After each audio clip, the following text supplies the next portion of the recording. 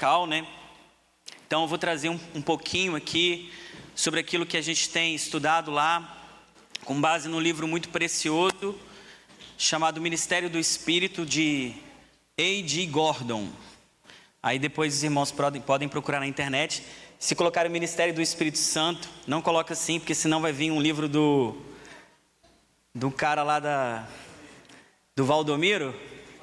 Não, do Edir Macedo. Não é do Edir Macedo, é do Gordon. Muito bom livro, tá? E o objetivo é a gente entender um pouquinho mais sobre o Espírito Santo e a atuação do Espírito Santo em nossas vidas. Creio que Deus tem direcionado os irmãos sobre a gente entender um pouco mais e buscar dessa vida no Espírito, do Espírito Santo governando os nossos corações, nós conhecendo mais a pessoa do Espírito Santo. E Ele quem nos revela quem Cristo é. Nós nunca chegaríamos ao Senhor Jesus se o Espírito Santo não nos revelasse quem Cristo é. Ele é o Espírito de Cristo. Há versículos que diz isso, porque Ele revela Cristo, desde o seu sofrimento até a sua glória. E Ele também é o Espírito da verdade, como diz a palavra, porque Ele revela a palavra para nós, desde as suas maiores profundezas até as suas grandes alturas. Ele é o Espírito da verdade, e nós nunca conheceríamos a verdade se Ele não nos revelasse. Então Ele é aquele que nos comunica as belezas do Senhor. E quanto mais eu conhecer o Espírito Santo, mais eu conhecerei a Cristo e serei conhecido por Cristo. Mas como é isso? O que o Espírito Santo faz? Qual é a atuação dele? Como é que era no Velho Testamento? Como ele atua no Novo? São várias coisas, não dá para falar tudo hoje, mas a gente vai falar algumas coisas e quem sabe em outras reuniões a gente prossegue. Há um texto, os irmãos não precisam abrir, que está em Levítico 23. Esse texto ele fala das festas judaicas. E é muito lindo esse texto, porque essas festas judaicas, nelas estão contidas todo o plano redentor de Deus para a humanidade. Desde o pecado de Adão, Deus, no seu plano eterno, Ele tem um plano de redenção. E esse plano de redenção sempre esteve profetizado nos símbolos, nas tipologias, nas figuras do Velho Testamento.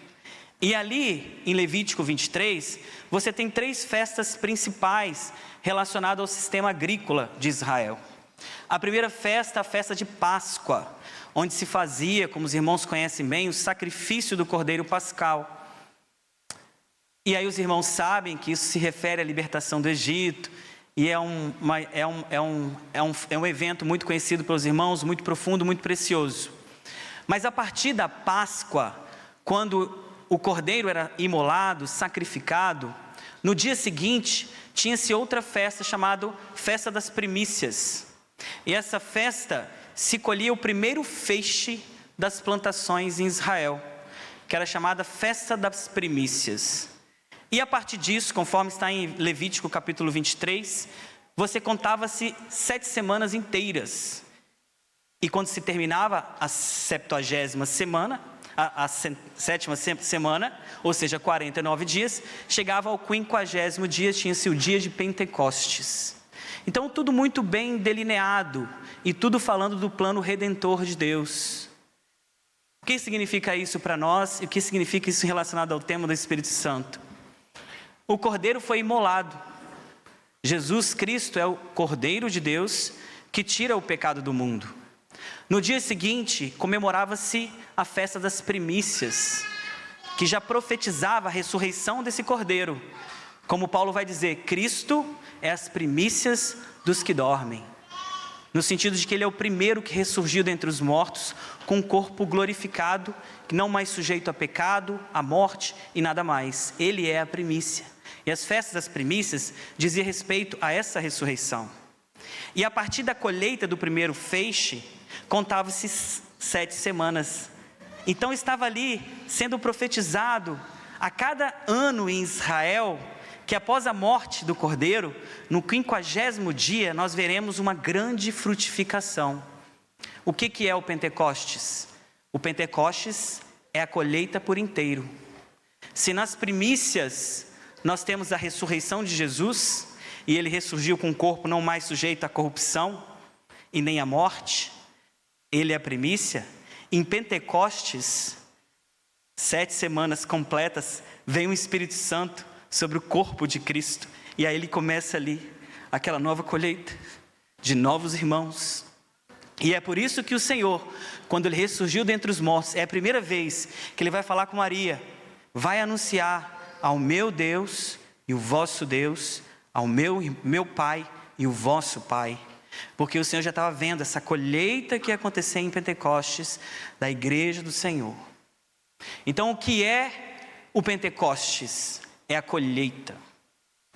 Lá em Isaías 53, quando fala da morte do Cordeiro Pascal, o servo sofredor, aquele que iria levar as nossas iniquidades sobre os seus ombros e sobre as suas pisaduras seríamos sarados, ele vai descrever todo o sofrimento de Jesus e ele vai falar assim: mas ele verá o fruto do seu penoso trabalho. E esse fruto, queridos irmãos, ocorreu no dia de Pentecostes. A colheita se iniciou em Pentecostes e ela vai até o retorno do Senhor. E quando o Senhor voltar, aí é a consumação final da colheita. Então nós temos 3 dispensações de Deus tratando com a humanidade. Eu vou ser um pouco teológico no início, mas depois eu quero ir para a prática, coisas mais práticas, tá, queridos? Mas só para a gente entender um pouquinho isso. Tem 3 grandes dispensações na palavra. E a dispensação é a forma como Deus trata com a humanidade. É a forma como Deus, o dispenseiro, a figura do dispenseiro é aquele que tem a comida e ele distribui a comida. A comida quem é? É Cristo, o pão vivo que desceu do céu. E esse Cristo, esse Deus, ele é a comida. E a forma então que Deus vai dispensar essa comida são chamadas dispensações. Nós temos 3 grandes dispensações. A primeira dela refere-se à dispensação da lei. A segunda, que já se iniciando o período da graça, é a dispensação de Deus, o Filho. A dispensação da lei, cuja figura proeminente em tratar com a humanidade vai ser a figura de Deus, o Pai. E Deus vai tratar com a humanidade a partir da perspectiva da lei. E depois a dispensação de Deus, o Filho, e depois a dispensação de Deus, o Espírito. Quando um age, obviamente que todos agem, porque é uma trindade, eles são um. Mas há uma ênfase de atuação na figura de Deus Pai, na lei. E depois, então, nós temos a figura de Jesus Cristo, a partir da encarnação, para cumprir um ministério muito específico.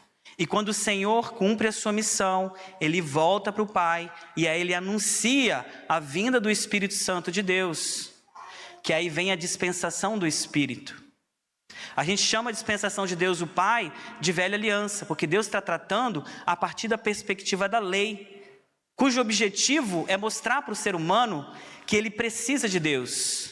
A lei é como se fosse um espelho para o ser humano olhar e ver: nossa, eu sou muito feio, eu estou todo sujo, eu preciso de alguém que me lave. Em figuras bem amplas, é basicamente esse o propósito da lei.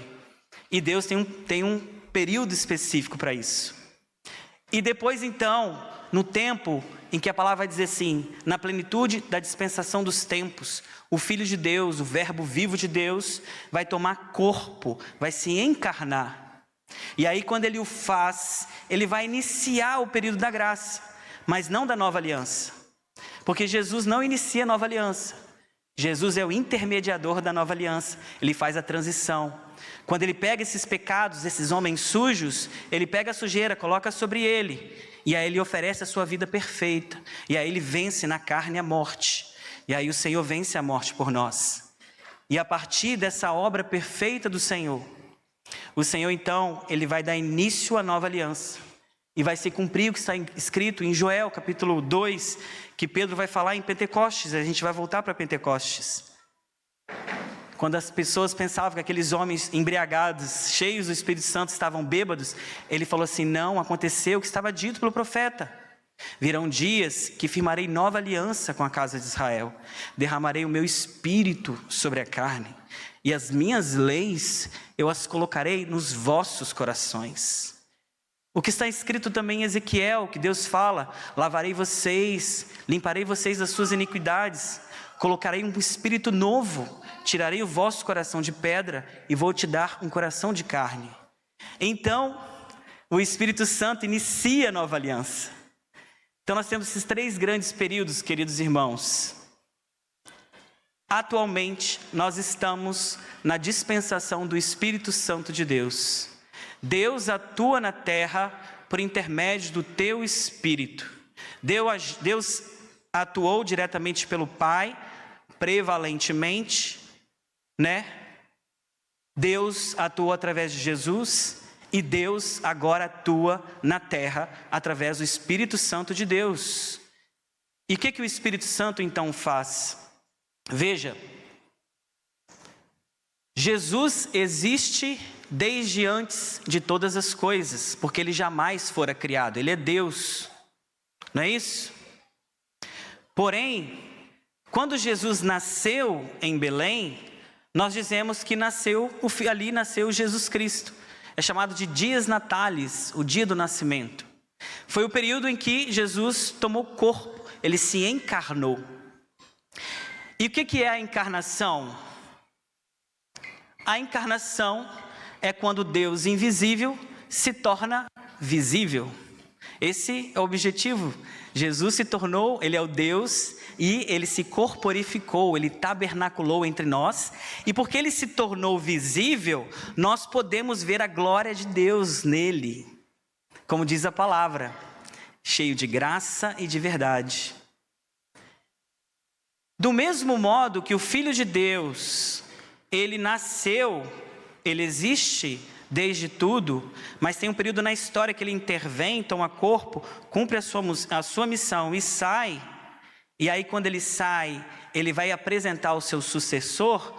Do mesmo modo o Espírito Santo de Deus, ele existe desde sempre, porque ele é Deus. Esse Espírito Santo, como Jesus, também teve no que se chama também de Dies Natalis, o dia que o Espírito Santo tomou corpo. E onde ele se corporificou? No dia de Pentecostes, quando ele fora dado aos homens. Os homens tornaram-se o tabernáculo de Deus. O Espírito Santo tomou corpo na igreja. A igreja é o corpo de Cristo, porque na igreja habita o Espírito Santo de Deus. E Jesus é o intermediador entre o homem e Deus, o Espírito Santo é o intermediador entre o homem e Cristo. O Espírito me leva a Cristo, Cristo me leva ao Pai. Então você vê, irmão, que é tudo muito perfeito.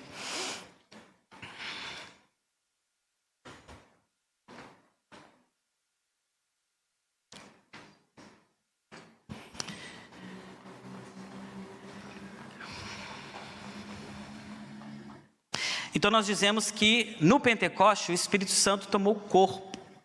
Se Jesus se é só uma forma de linguagem, ele é, né? Sendo Jesus a união perfeita entre o Deus invisível e um corpo humano, o Espírito Santo é uma união imperfeita entre o Deus invisível e o corpo humano. Mas, por ser imperfeita, essa é exatamente a missão do Espírito Santo no corpo de Cristo. É levar esse corpo à perfeição. E ele vai fazer. Jesus tem um versículo que diz assim: aquele que crê em mim, do seu interior fluirão rios de águas vivas. Aí João vai fazer um comentário a respeito da frase de Jesus. Ele vai falar assim: e ele dizia isso referindo-se ao Espírito Santo, que até aquele momento não tinha sido dado, porque Cristo ainda não tinha sido glorificado. Então você percebe aqui, irmãos, que algo precisava acontecer para que o Espírito Santo fosse dado aos homens. Jesus fala, ali o texto vai dizer, que ele não fora dado porque Jesus ainda não havia sido glorificado. Por que isso, queridos irmãos? Porque Jesus, ele não teve pecado. Quando ele entrega a sua vida sem pecado, ele vence o pecado. Porque o aguilhão da morte é o quê? É o pecado. O aguilhão é uma espécie, tem um escorpião, ele tem aquela cauda, ele tem um aguilhão que pega a sua vítima e arrasta para ele. A morte, ela é como se fosse esse escorpião, ela tem um aguilhão, esse aguilhão chama-se pecado. Quando Jesus deitou no pó da morte, como dizia a palavra, ele não tinha pecado nenhum. Então a morte não pôde reter, porque quando ela chegou e deu a picada dele, não havia pecado para arrastar. Então o Senhor, bendito que é, ressurge dentre os mortos. Louvado seja o Senhor por isso. Mas a obra do Senhor só se completa, ela não se completa na ressurreição. É necessário que esse Filho de Deus se assente no trono. E quando ele se assenta no trono, ele é aceito pelo Pai. O Pai ratifica que ele não tem pecado nenhum, porque ele vai ser examinado pelo olhar onisciente do Pai. Quando ele se assenta no trono, Cristo é revestido de toda a glória e de toda a honra que ele tinha desde sempre. Mas agora, como um homem, assim como nós. E é esse Cristo glorificado que o Espírito Santo veio comunicar à igreja. Não é o Cristo apenas ressurreto, morto na cruz, mas é o Cristo perfeito, o Cristo que ressurgiu dentre os mortos, que se assentou, está revestido de toda a glória. Isso, queridos irmãos, não é só teórico. Por quê? Porque o Espírito Santo comunica esse Jesus para nós. Eu estava lendo um irmão falando sobre avivamento, e eu achei muito lindo isso. Porque ele estava falando assim, o que é um avivamento? Avivamento é quando a igreja se reúne e toma uma decisão entre eles, para eles irem fazer missões, irem proclamar a palavra, e temos que fazer isso. Isso não necessariamente é um avivamento, que gostaríamos que fosse. Um avivamento é quando acontece algo ao coração dos crentes, ou de um crente ou diversos crentes. O que é esse algo que é o avivamento? É quando o Espírito Santo de Deus desce. É quando o Espírito Santo de Deus enche o coração. E isso é uma obra do Senhor. Quando o Espírito Santo enche um coração, algo vai acontecer. O que vai acontecer? Por isso que a gente tem que buscar o Espírito Santo. Nós vamos ser tomados por uma percepção do poder e da grandeza de Deus.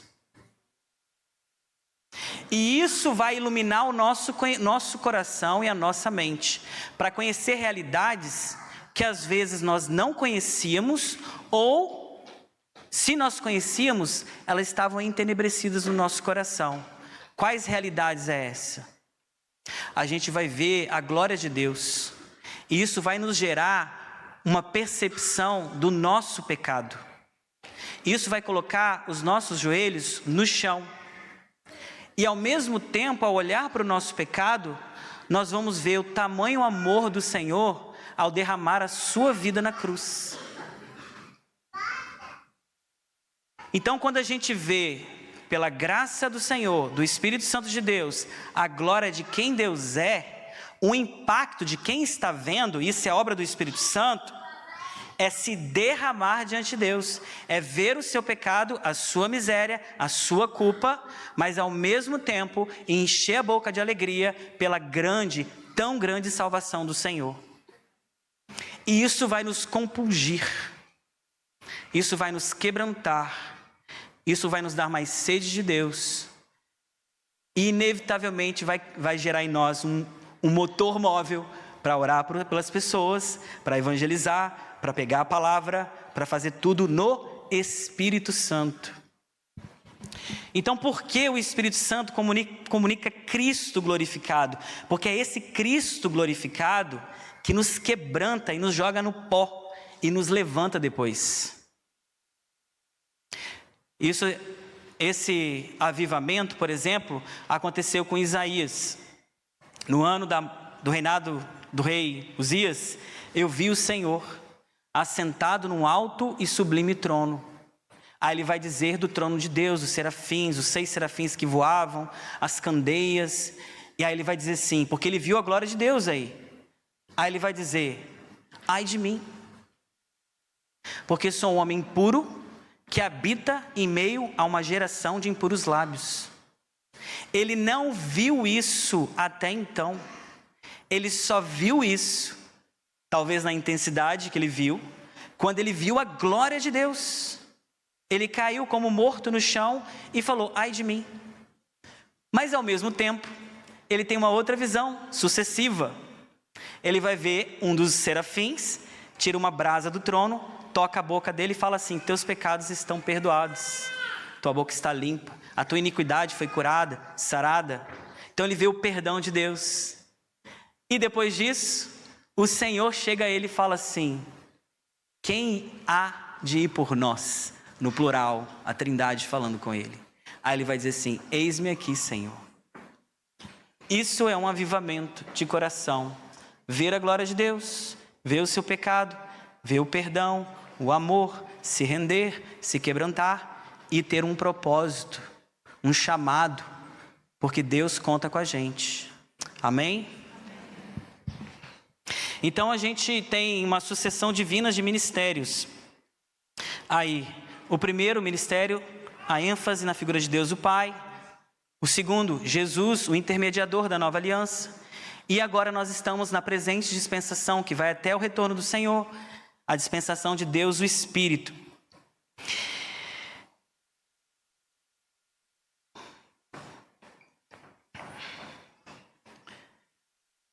Vou encurtar um pouquinho, irmãos, para a gente, mas nas próximas reuniões eu vou aprofundar essas questões, tá? Mas eu queria prosseguir aqui, primeiro para os irmãos só entenderem isso, O Pentecostes é o momento em que o Espírito Santo tomou corpo. A igreja é o corpo vivo do Senhor. Ninguém é acrescentado à igreja se não for acrescentado a Cristo por intermédio do Espírito Santo. Porque a igreja não é uma associação voluntária de pessoas. A igreja é o corpo, ela tem um centro vivo. E só quem se torna igreja é quem é a habitação do Espírito Santo de Deus. A palavra vai dizer assim, há um só batismo, um só Senhor. Por quê? Porque o corpo de Cristo foi batizado no Pentecostes. O Pentecostes aconteceu e ali foi o batismo do corpo de Cristo, quando ele foi inundado no ser de Deus. Mas esse batismo no Pentecostes, ele precisa ser trazido ao nosso coração. O Pentecostes se repete nas nossas vidas individualmente. Nós carecemos de um Pentecostes. Nós carecemos de sermos cheios do Espírito Santo. É importante entendermos que aqueles homens que estavam no cenáculo no dia de Pentecostes, eles eram crentes, eles eram discípulos. Eles amavam o seu Senhor, mas eles ainda andavam na energia da carne, mas eram salvos, eram crentes, corações crentes.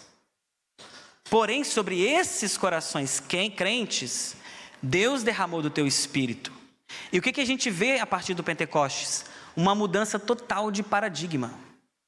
Pedro era um homem movido pela carne, que falava pela carne, amedrontado num cenáculo, porque ele tinha medo de ser perseguido como Jesus. E não só ele, mas os 120 que estavam lá, o embrião do Espírito Santo. Mas quando eles experimentam do Pentecostes, o que vai acontecer com eles? Eles serão tomados por ousadia. Deus vai derramar poder sobre eles ali. Não é salvação, eles já são salvos. Deus derrama poder sobre corações salvos, cumprindo-se o que Jesus havia dito: espere em Jerusalém até que venha poder do alto, e vocês serão as minhas testemunhas. Por que Deus derrama o Espírito Santo sobre aqueles homens?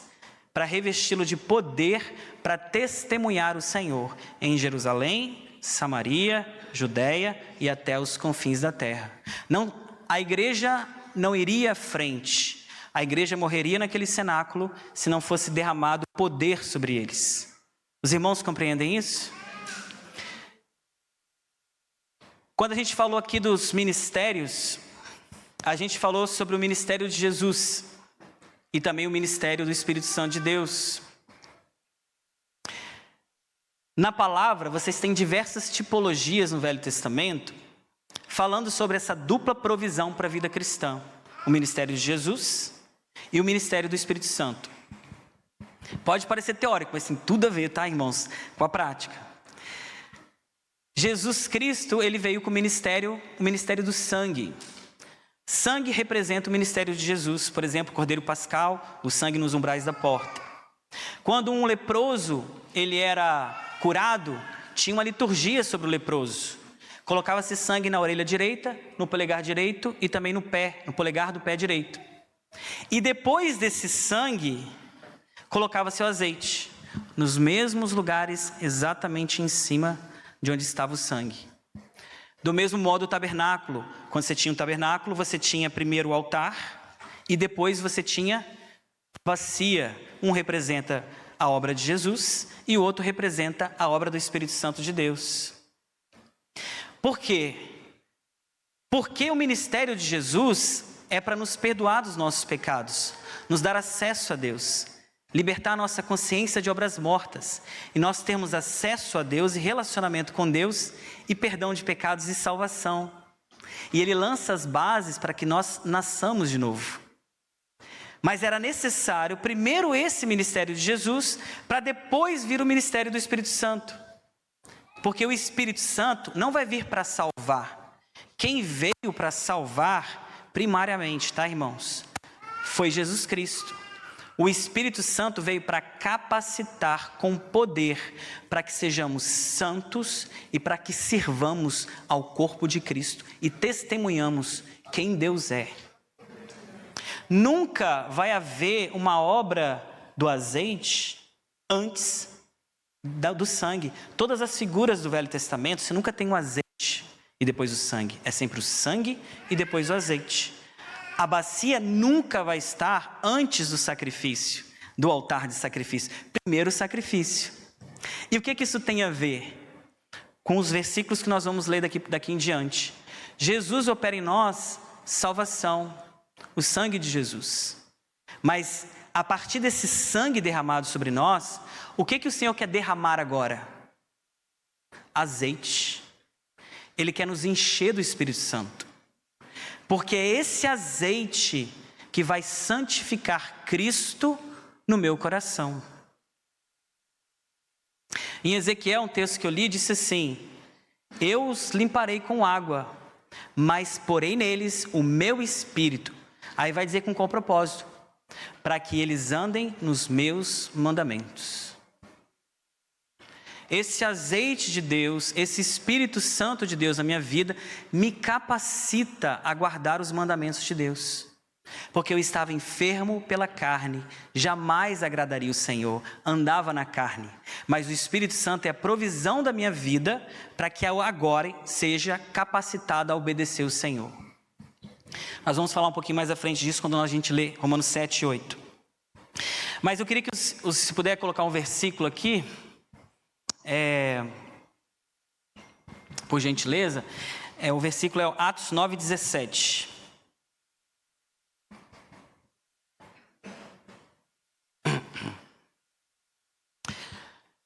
Versão NAA, tá aí, né? Então Ananias foi, entrando na casa, impôs as mãos sobre Paulo, dizendo: Saulo, irmão, o Senhor Jesus, que apareceu você no caminho para cá, me enviou para que você volte a ver e fique cheio do Espírito Santo. Rapidinho, os irmãos conhecem essa passagem, mas para quem não conhece, Paulo era um perseguidor, estava indo para Damasco para perseguir cristãos. Lá, quando estava perto da cidade de Damasco, Cristo glorificado aparece a Paulo, glorificado. Nenhum discípulo tinha visto Cristo glorificado, ressurreto. O glorificado aparece a ele, então ele cai no chão como morto. Uma interpretação, mas ele cai no chão e ele fica cego, porque aquela visão é muito esplêndida para um homem carnal como Paulo. Então Paulo cai ali, e aí ele vai ser levado para uma cidade, a cidade de Damasco, numa rua chamada Direita, e depois Deus vai levantar um homem de Deus, que é Ananias. Paulo fica 3 dias lá, tem um lapso, de tempo, de 3 dias, nesse período. E certamente Deus estava falando muito com Paulo ali. Certamente o Espírito Santo estava falando muito com Paulo. Paulo teve a sua experiência de conversão ali, quando ele viu o Senhor. E passou 3 dias remoendo aquela conversão. Ele estava cheio do Espírito Santo? Não. Porque Deus enviou Ananias até ele. E disse assim: Deus me enviou para que você volte a ver. Esse é o propósito. E o segundo, e fique cheio do Espírito Santo de Deus. Agora outro versículo. Atos 19, 1, 7. Essa narrativa de Atos 19 ocorre 20 anos depois, tá? 19, 1. Vamos lá. Aconteceu que, enquanto Apolo estava em Corinto, Paulo, tendo passado pelas regiões mais altas, chegou a Éfeso. Encontrando ali, o que ele encontrou em Éfeso, gente? Alguns discípulos. Eram alguns gentios na fé? Eram discípulos. E aí ele perguntou a eles: vocês receberam o Espírito Santo quando creram? Ou seja, eles eram discípulos e eles creram na palavra de Deus. Aos que eles responderam: pelo contrário, nem mesmo ouvimos que existe o Espírito Santo. Paulo perguntou: então que batismo vocês receberam? Eles responderam: o batismo de João. Paulo explicou: João realizou o batismo de arrependimento, dizendo ao povo que cresce nele, naquele que viria depois dele, a saber, em Jesus. Eles estavam se referindo ao batismo nas águas. Eles, tendo ouvido isso, foram batizados no nome do Senhor Jesus. E quando Paulo lhe impôs as mãos, o Espírito Santo veio sobre eles. E tanto falavam em língua quanto profetizavam. Eram ao todo uns 12 homens. Agora só mais um texto. Note que eram discípulos, tinham crido na palavra, mas eles ainda não eram cheios do quê? Do Espírito Santo de Deus. Deus enviou Paulo àqueles homens com qual objetivo? Crentes, discípulos, para que eles fossem cheios do Espírito Santo de Deus. O outro versículo é Atos 8, 14 e 17.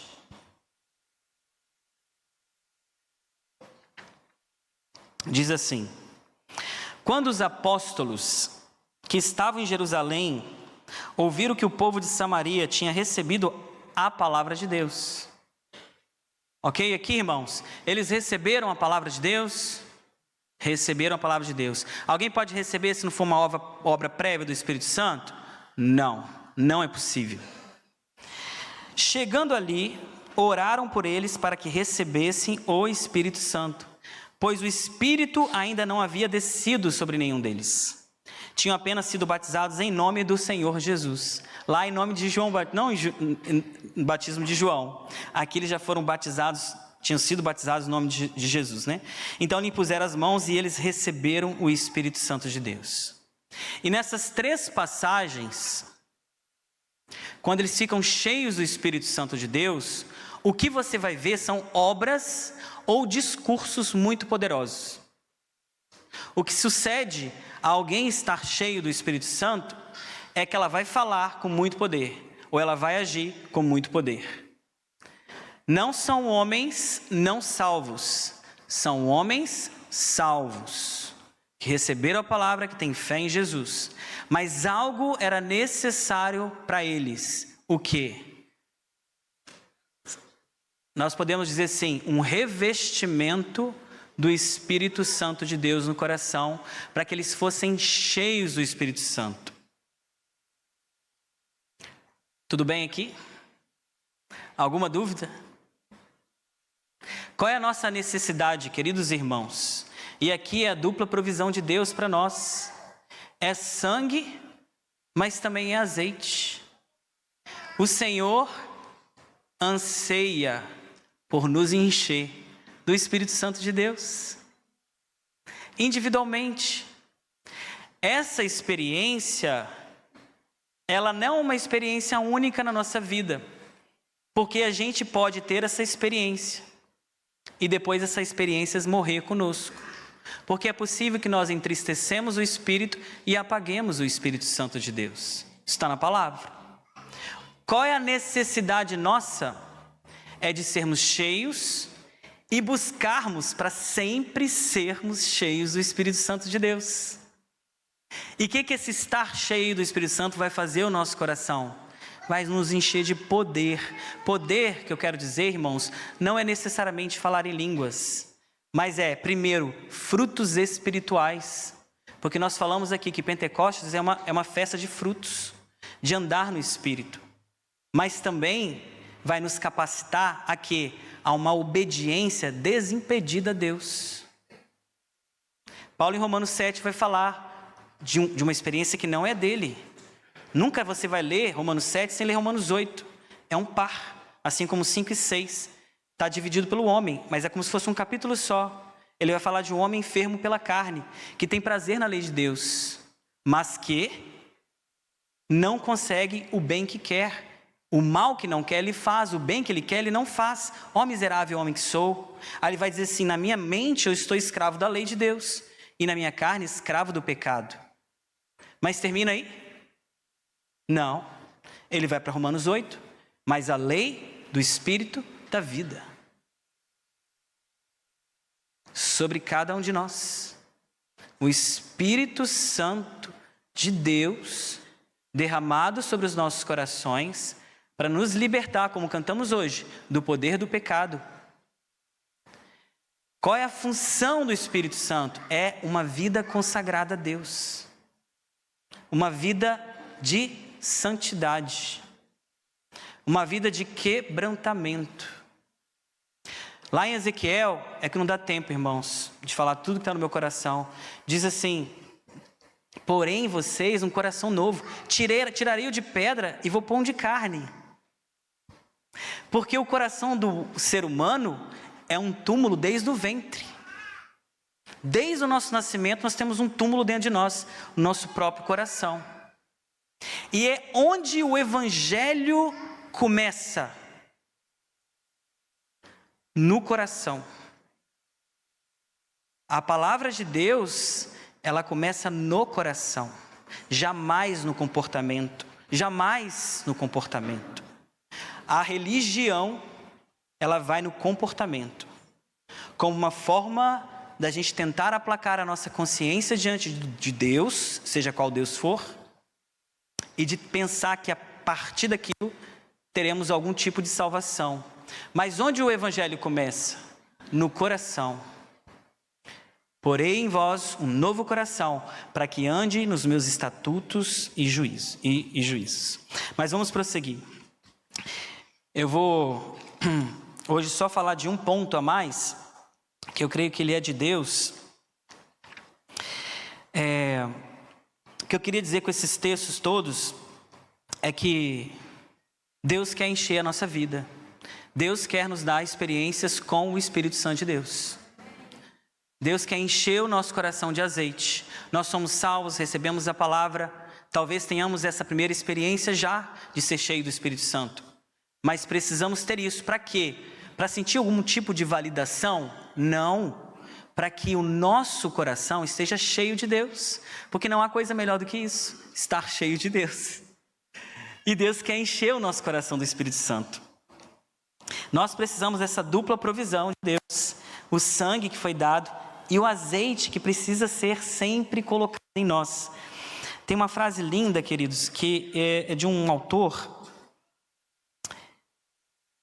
que eu vou tentar achar aqui, diz assim, peraí.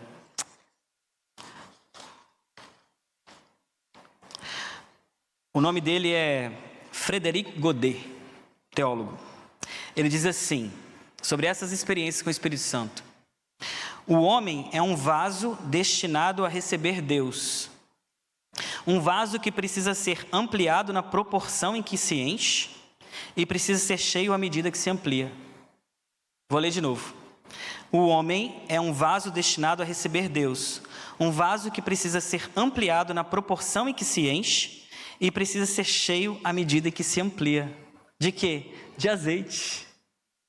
É isso que Deus quer fazer conosco, nos ampliar para nos encher, nos ampliar para nos encher. E eu creio que Deus vai fazer e já está fazendo isso, tá, irmãos? Mas eu vou, então, para o meu último ponto, e se possível, depois do domingão a gente continua, tá? Eu vou falar de uma figura, né? Tem diversas figuras no Novo Testamento que se referem ao Espírito Santo e é muito maravilhoso a gente entender essas figuras. Uma delas é o selo de Deus, a outra é a unção de Deus, tudo se referindo à obra do Espírito Santo em nossa vida. Então hoje eu vou falar sobre o selo de Deus. Se os irmãos puderem colocar, João 6, 27.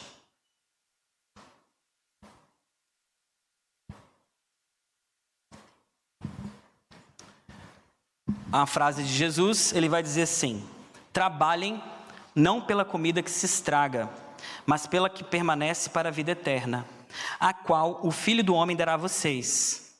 Aí ele vai dizer algo especial: porque Deus o Pai o confirmou com seu selo.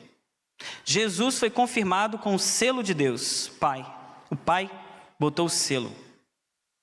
Na cultura judaica, porque o cordeiro precisava ser sem mancha, imaculado, havia um sacerdote designado no templo só para avaliar aquele cordeiro, para saber se tinha alguma ruga, alguma mancha, alguma mácula. E se aquele cordeiro não tivesse, o templo colocava aquele cordeiro, que eles ficavam tipo num curral, com vários cordeiros, eles eram selados, né, um selo de brasa sobre o cordeiro, para dizer, aquele cordeiro está apto ao sacrifício. O selo, então, é o quê? É uma certificação de que alguém coloca e fala assim, ó, esse cordeiro não tem defeito. Amém?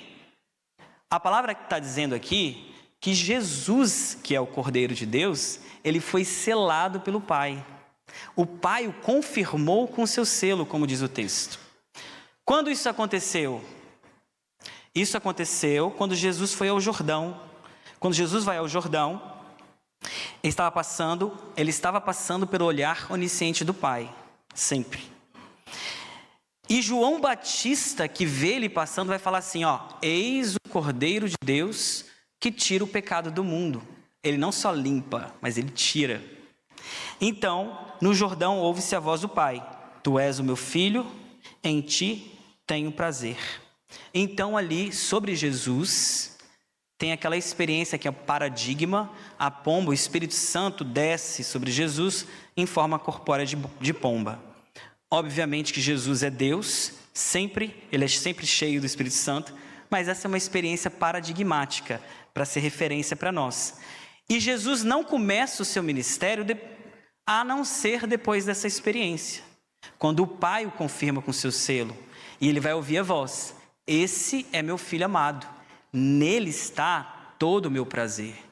Essa é a confirmação dele sobre Jesus. E aí depois do Espírito Santo, a palavra sempre vai, no Evangelho sempre fala assim, Jesus cheio do Espírito foi ao deserto. Jesus cheio do Espírito desceu não sei aonde. Sempre acompanhado por esse cheio do Espírito. E da mesma forma que Jesus foi selado pelo Espírito Santo, a palavra também se refere ao discípulo. Se puderem colocar, Efésios 1:13.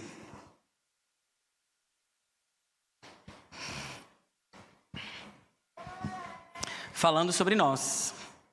Nele também vocês, depois que ouviram a palavra da verdade, o evangelho da salvação, tendo nele também crido, receberam o selo do Espírito Santo da promessa. Então o que você tem aqui? Você tem ouvir a palavra, crer e receber o Espírito Santo, o selo que é o Espírito Santo da promessa. Então na conversão, o discípulo, nessa experiência, ele ouve a palavra e crê. E ele, porque creu no Senhor, atesta que Deus é verdadeiro. Ok? É ele quem atesta. E a fé está nisso, em descansar em quem Deus é. Agora, na consagração, que é essa experiência do Espírito Santo que nós estamos falando, é Deus quem atesta que o discípulo é verdadeiro. Deus põe seu selo naquilo que lhe é verdadeiro, e ele nos sela com o Espírito Santo de Deus. Tem um texto, se puderem colocar, 2 Timóteo 2,19.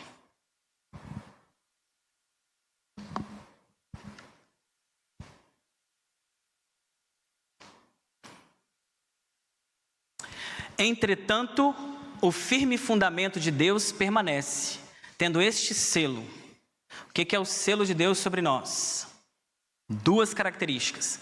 O Senhor conhece os que lhe pertencem. E mais, afaste-se da injustiça todo aquele que professa o nome do Senhor.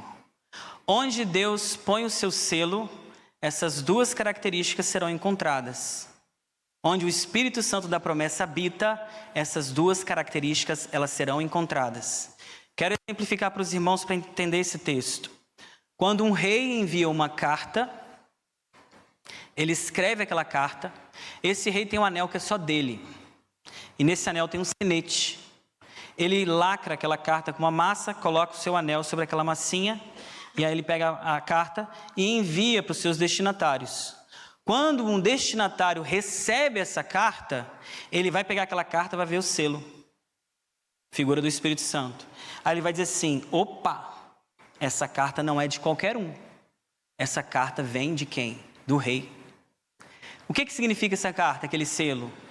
Primeiro, que aquela carta pertence ao rei. É domínio do rei. É propriedade do rei.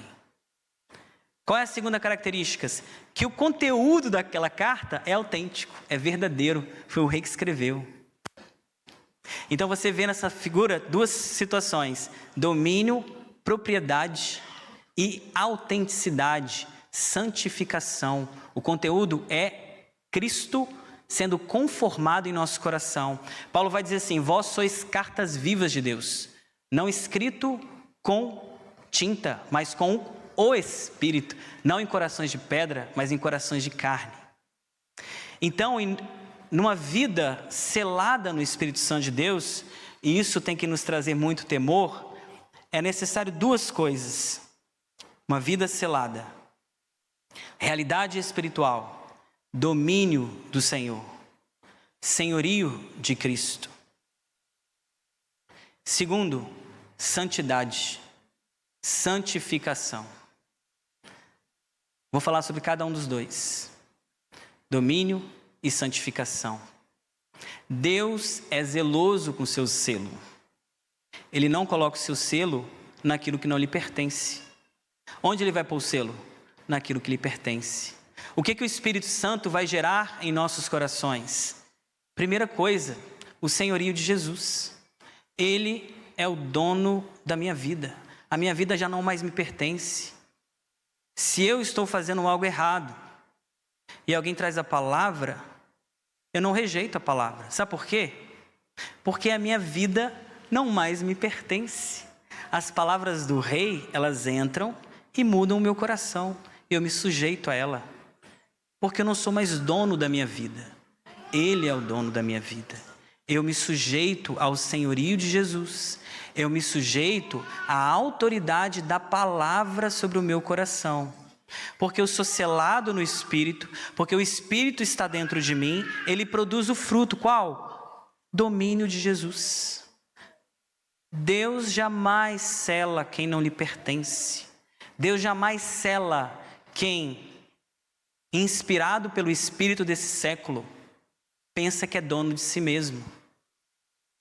Tem um texto que diz assim: não ameis o mundo nem as coisas que no mundo há, porque o que há no mundo, as suas concupiscências, não procedem do Pai, mas do mundo. O mundo passa juntamente com as suas concupiscências, mas aquele que cumpre a vontade de Deus permanece eternamente.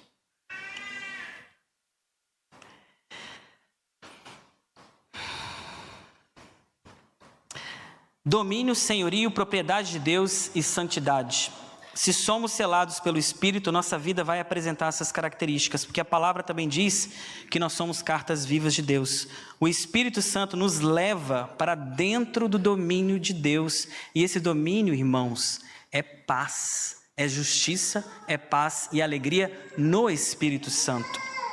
Tiago 4:5 diz assim, não precisa colocar, pequenininho: é com ciúmes que por nós anseia o Espírito que Ele fez habitar em nós. É lindo isso. Dá para ter coração dividido? Dá para ter alguma paixão pelo mundo? Dá para ter 2 senhores? Não dá para ter 2 senhores. O evangelho, ele é radical. Nunca tem um meio termo. Ele é sempre totalmente do Senhor. Totalmente rendido ao Senhor. Domínio também é consagração. Deus não coloca sua assinatura naquilo que não é dele. Ele é zeloso. Se nos recusarmos a Deus, embebedados pelo espírito desse mundo, insistindo em ser donos de nós mesmos, não deveríamos nos estranhar se Deus se recusar a nós, negando-nos nos conhecer. Irmãos, uma das coisas que eu mais tenho temor no meu coração é aquela passagem dos bodes e das ovelhas. Quando o Senhor vem na glória, e aí chegam-se as ovelhas diante dele, e o que ele vai dizer para aquelas ovelhas? Apartai-vos de mim, porque não vos conheço. Eu fico imaginando o quanto isso será constrangedor. Falo, Senhor, livra-me disto. Mas se nós temos rendido o nosso coração a Deus e ao domínio de Deus, isso não vai acontecer, irmão. Sabe por quê? Porque nós estamos selados no Espírito Santo da promessa. Um outro texto, não precisa abrir para a gente caminhar mais rápido, está em João 2, 23, 24, que diz assim: estando Jesus em Jerusalém, durante a festa da Páscoa, muitos creram no seu nome, quando viram os sinais que ele fazia. Mas o próprio Jesus não confiava neles, porque conhecia a todos. Aí a minha pergunta é: todas as coisas estão patentes aos olhos daquele a quem temos de prestar contas. Não há nada oculto que não vai ser revelado. Não é isso que diz a palavra? Aí a pergunta assim: será que Jesus pode se confiar a mim, sem que eu comprometa sua honra? Será que ele pode colocar o selo sobre o meu coração, sem que isso comprometa a honra de quem ele é? O meu coração está rendido a ele? Tem uma outra passagem que é oposta a essas, que é muito linda, que a gente estava comentando até lá, junto com Lívia, que é a passagem de Natanael, que Natanael foi apresentado ao Senhor no início do Evangelho, por Filipe. Filipe leva Natanael até o Senhor. Aí o Senhor se interpõe e diz assim: está aí um verdadeiro israelita. Eu fico imaginando que por trás dessa frase de Jesus tem toda a história do Velho Testamento. E fizeram o que era mal perante os olhos do Senhor. Quando a gente vai ler os reis, os profetas, não os profetas, os falsos profetas, os falsos sacerdotes, e fizeram aquilo que era mal perante os olhos do Senhor. Porque o Senhor vê todas as coisas. Não é isso? Tudo está patente aos olhos dele. Mas esse Senhor que vê todas as coisas, ele foi até Natanael. E de forma bastante diferente, ele fala assim, ó. Fico imaginando Jesus cheio de orgulho assim, né? Tá aí Lívia, tá aí uma verdadeira israelita. Aí ele vai ficar perplexo com a frase daquele homem que apareceu para ele. Aí ele vai falar assim, mas da onde você me conhece? Aí Jesus vai dizer, quando você estava debaixo da figueira, eu te vi. Certamente era uma passagem muito especial para ele. Algo muito especial ali para Natanael, que só o Senhor poderia falar. E o Senhor chegou para ele e falou isso. Quando você estava debaixo da figueira, eu te vi. E a frase, o selo, Jesus atestando o testemunho dele, está aí um verdadeiro israelita, cujo coração não há dolo nenhum. Olha que lindo, irmãos. Um homem selado pelo Espírito Santo de Deus. Então não há criatura que não seja manifesta. A primeira característica desse selo é domínio do Senhor sobre as nossas vidas. E a segunda característica, para a gente ir para o final aqui, é sobre a santidade. É a frase que vai dizer assim, afaste-se da injustiça todo aquele que professa o nome do Senhor. O selo de Deus tem esses dois fundamentos, então, domínio de Jesus e afastar-se da injustiça todo aquele que professa o nome do Senhor. Você professa o nome do Senhor? Qual é a exortação da palavra? Para todos nós, tá, irmãos?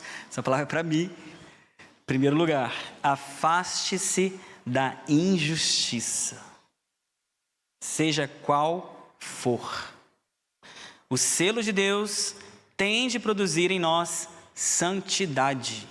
Porque onde Deus pôs o seu selo, que é o Espírito Santo, isso vai produzir santidade. Porque o objetivo primário do Espírito Santo no meu coração é me conformar a Cristo. É o Cristo glorificado ser derramado sobre a minha vida e me santificar à imagem dele. Se eu tenho o Espírito Santo habitando em mim, isso tem de produzir santidade. Se não produz santidade, nós precisamos rever os nossos conceitos absolutamente. Porque está na palavra. Afaste-se da injustiça todo aquele que professa o nome do Senhor. Uns versículos só para ler.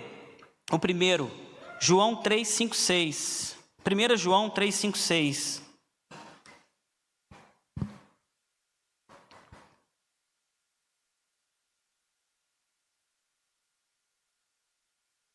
Vocês sabem que ele se manifestou para tirar os pecados, e nele não existe pecado.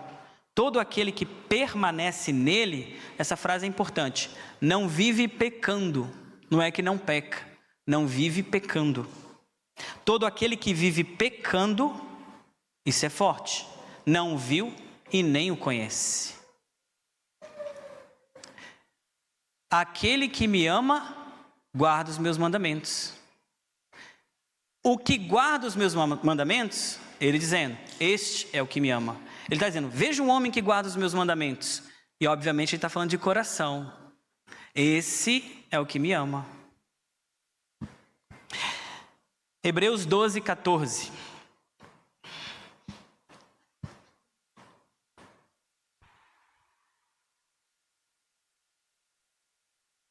Hebreus 12, 14. Procurem viver em paz com todos e busquem a santificação, sem a qual ninguém verá o Senhor. Em Mateus capítulo 5, Jesus fala assim, os puros de coração verão a Deus. Agora, 1 Pedro 15, 16.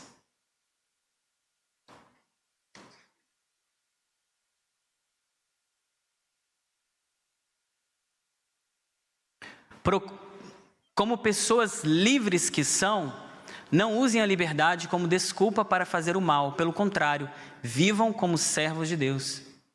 Espera aí, essa versão é 15:16. 1 Pedro 15:16. 1 Pedro 15, não. Gente, pelo amor de Deus, 1:15:16.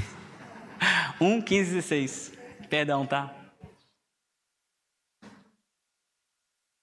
Pelo contrário, assim como ele é santo, aquele que os chamou, sejam santos vocês também em tudo que fizerem, porque está escrito, sejam santos porque eu sou santo. Mais 2, 2 Coríntios 7:1.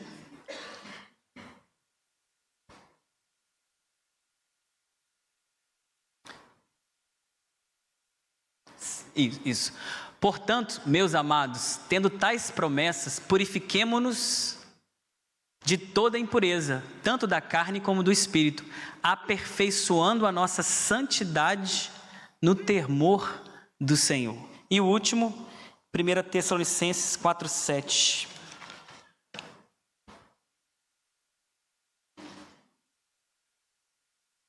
Pois Deus não nos chamou para a impureza, e sim para a santificação. Veja, como nós somos o corpo de Cristo, e não podemos permanecer no pecado, nós não podemos permanecer no pecado, a não ser que sejamos ligados à cabeça. O que é santificação? Se não expressar a natureza do Espírito de santidade que habita em nós. Santificação é expressar o Espírito que habita em nós. Não são primariamente comportamentos. Santificação vai dar comportamentos, mas não é isso. Santificação é onde Deus habita. O lugar onde Deus habita é santo e vai produzir frutos de santificação. Então, santificação é o manifestar essa presença de Deus. Vocês entenderam isso? Não são os comportamentos, mas é manifestar esse Espírito. Por quê? Porque ele fora dado aos homens para que nós andemos nos estatutos e juízos de Deus. E aqui a gente vai para um dos últimos versículos, Efésios 5, 18 e 19.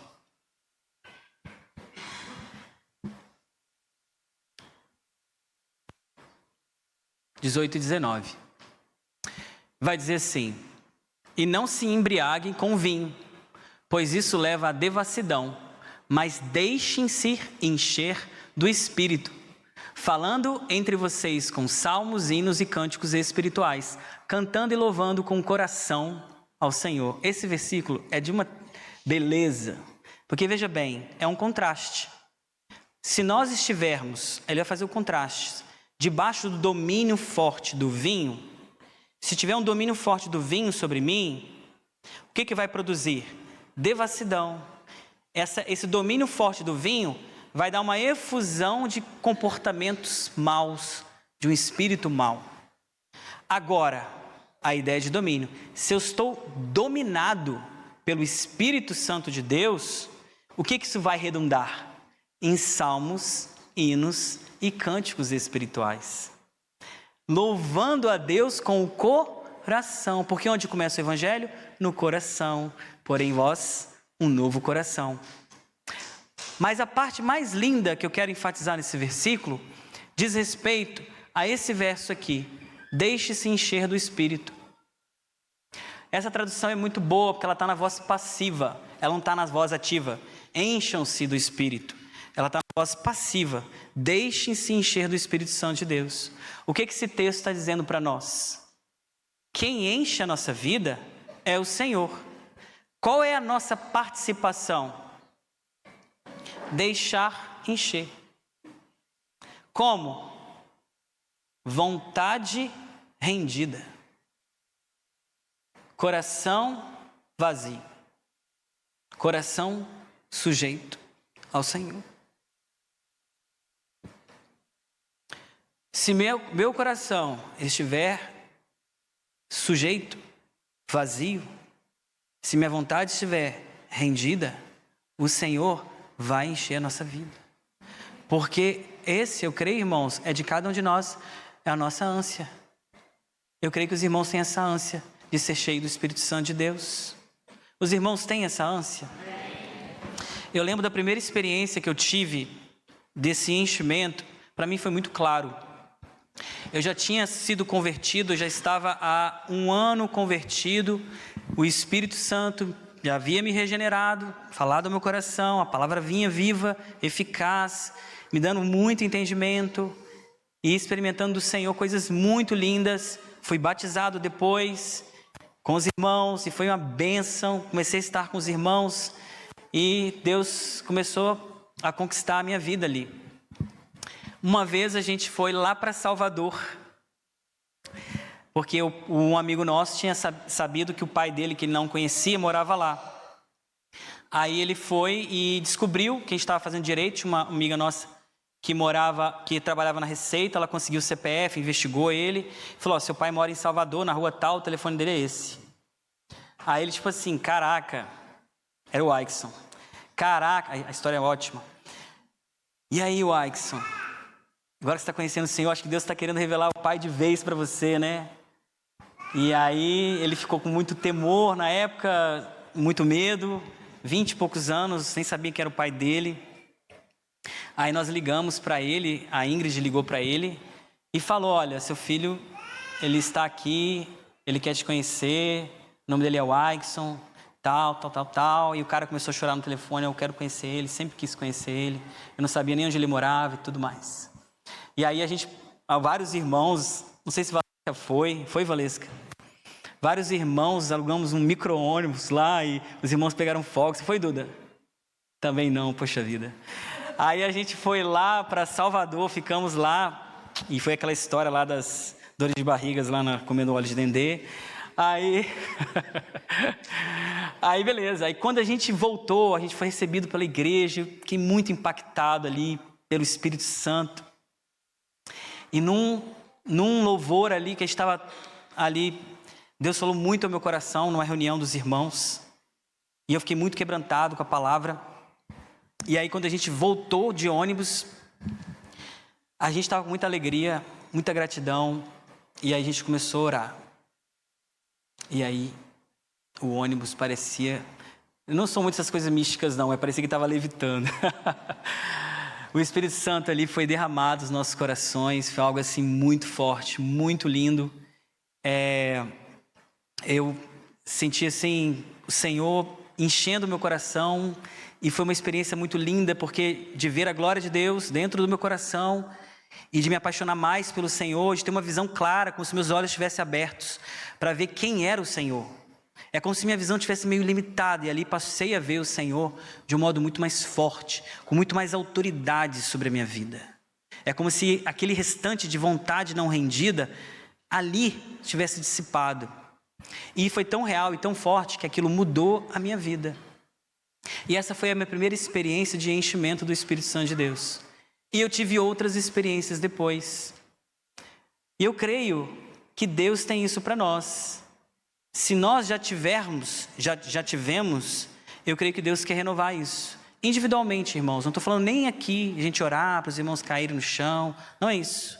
É da gente ir para a nossa casa com esse coração sedento. Senhor, eu quero que o Senhor me encha. E encha. O Espírito sopra onde quer. Dele não se ouve nenhum som. Mas é Ele que sopra onde quer, não é isso? Mas a gente pode orar. A gente pode pedir ao Senhor. Senhor, o Teu Espírito sopra onde quer. Eu sei disso. Mas sopra sobre o meu coração. Sopra sobre os meus irmãos, sobre a minha família. Sopra sobre nós.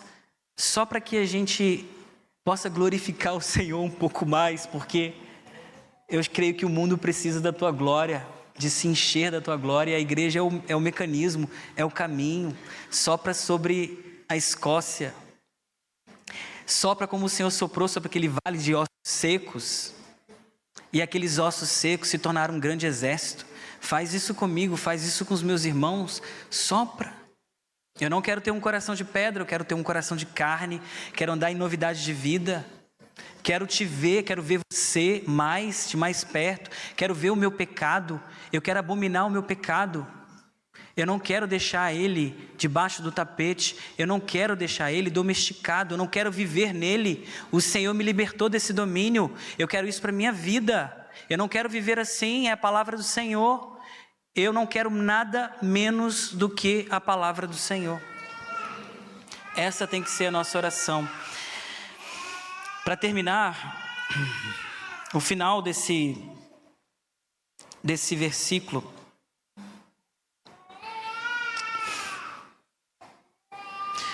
Efésios 4:30.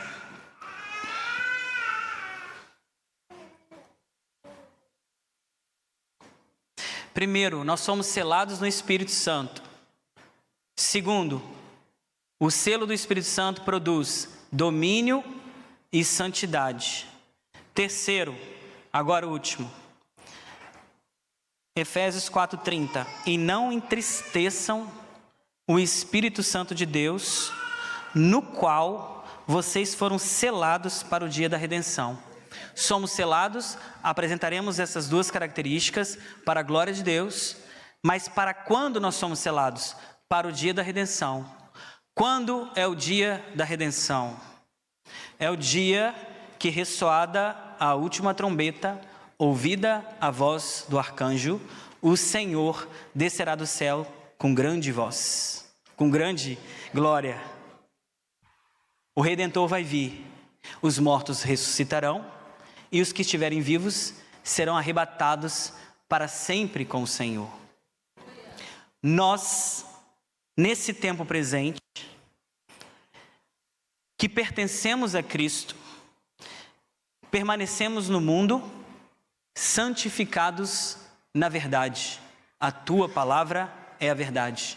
Oração do Senhor. Estamos no mundo, pertencemos a Cristo, estamos selados e santificados na verdade.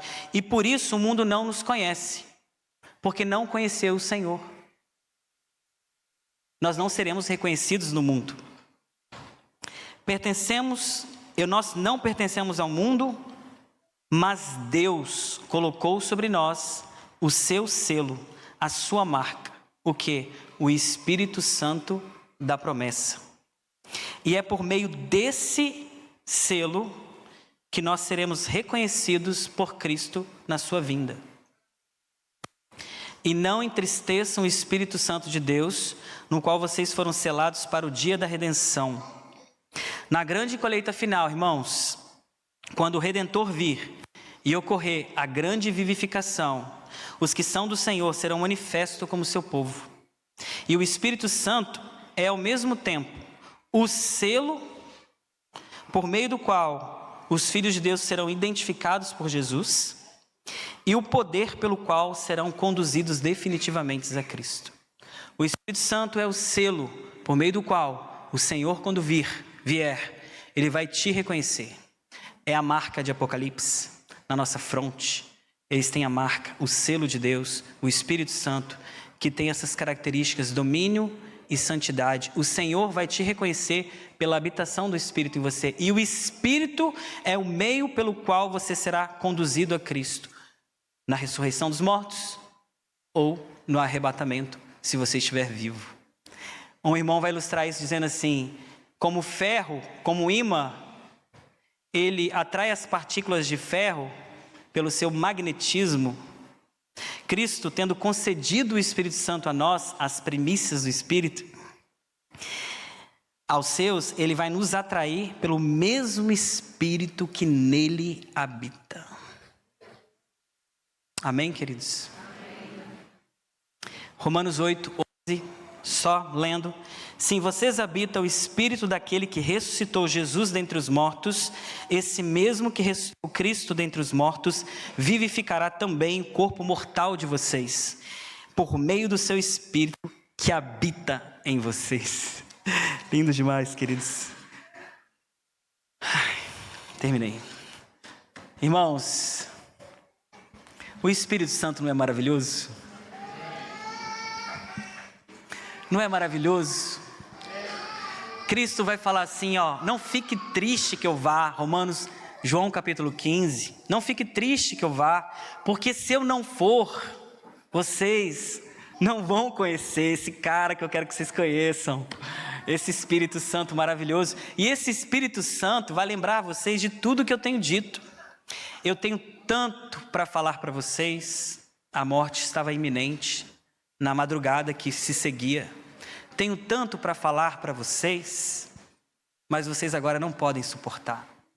Quando vier o Espírito da verdade, Ele vai te ensinar todas as coisas. Derramarei meu Espírito sobre toda a carne,